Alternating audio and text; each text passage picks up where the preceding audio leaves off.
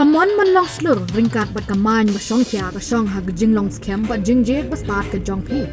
Katata haya kakali man san ya kalintiyat ka jong pi. Kalaban long ka jong pi menta. Bok ya katata haya hafrang motors like korangi.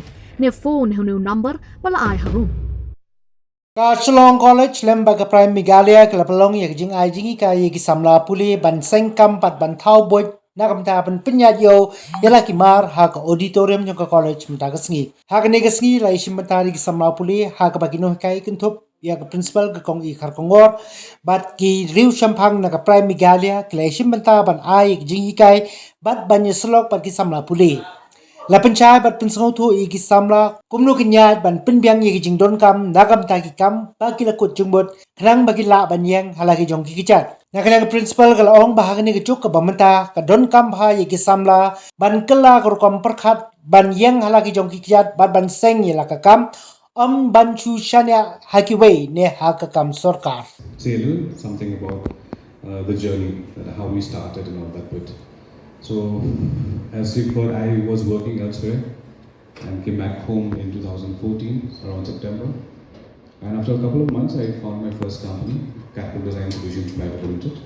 We were into events, creating our own events, all of that bit. And finally, I fell in love with the region as a whole, that is Northeast. I went for a bike ride for 2 months at a stretch, And when I came back home after that 2 months, because I was contemplating whether I go back to the US or whether I still stay back or whether I stay back home. I was just opened my eyes. I looked at the opportunities. They say, right, the grass is always greener on the other side. So when I was in India, wow, US. When you are outside your own country, your own homeland, you miss the food, you miss the smell of the air, you miss everything about it. You kind of romanticize it. So that happened to me then.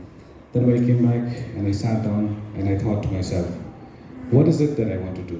Do I want to go back to the US and do something that I was doing for some time? I did it because of money.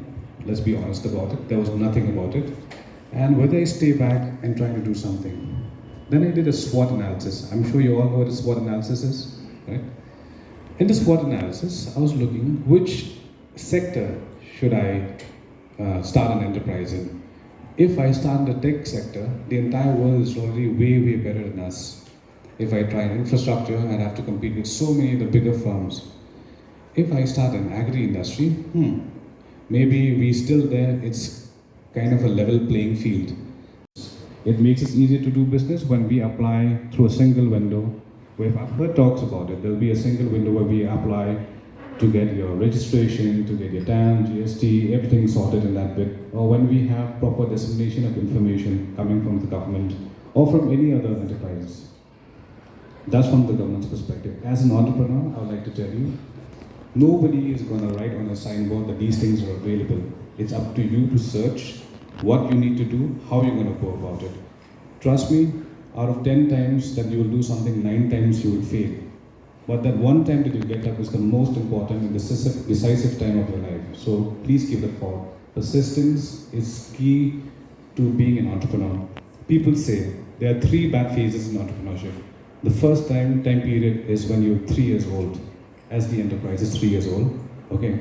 And the 7th year, thank God we're almost 9 this year, so I hope that next year will be 9, so hopefully that phase is passed by. But then it is not something like the media tells you that today Vijay Prasad has started an enterprise and tomorrow they're in 10 states and doing this work. It's never been like that. The journey is very tedious, the journey is very tiresome mentally and physically. But the joy that you feel when one of your product is being liked, even on social media or even anywhere else, when your service is being appreciated, that's something that we all do our work to make a difference. Okay. Yes, wherever we go for an interview, I kept waiting for the calling letter. So I was like, it's so difficult. Then I saw there are so many youths who are still struggling, standing in queue for a job. Then one fine day I sat with mom and mom said, why don't you start your own business? I said, business? Because, in my family, I'm the first generation entrepreneur. Everybody is in government sector. Like business, I had no idea about business. Though I did MBA, but it was MBA in IT. So mommy said, yes, start with a business. You know how to make soap. Why don't you do that? I said, yeah, I know, but I'm not that confident. So that's when we saw an advertisement in paper, PMEGP, you know, the funding. And without plan, without anything, why I'm sharing this to you, because sir said, like, you know, we don't want anybody to repeat a mistake. Because I also have learned from mistakes. We see, seeing that ad in newspaper, and then I rushed to DCIC. And then we got to know that we had to submit form. It was not like today we have to do it everything online. So those days it was all physical copies. So I reached out there and then shortlisted for the interview in DC office. Then cracked the interview, but I was shocked to see that my name was in waiting list, 102 waiting list. So I told mommy, it's not a time for me to start now because my name is on 102 waiting list. But after a few days, you know, I got a call that, you know, you have been selected. So that's how I started. I made my own project report, and then I got to know that, okay, I had to, you know, contact the CA, and there are so many things which I have to do. And see, I started with a beaker. It was very difficult to transform it into a big machine because I have never seen how a soap making machine looks like. It was very, very difficult for me.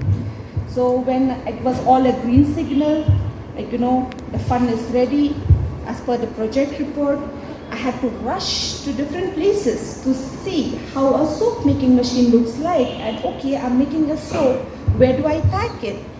Right? I need to pack it, and then I need to label it, I need to design, there are so many things.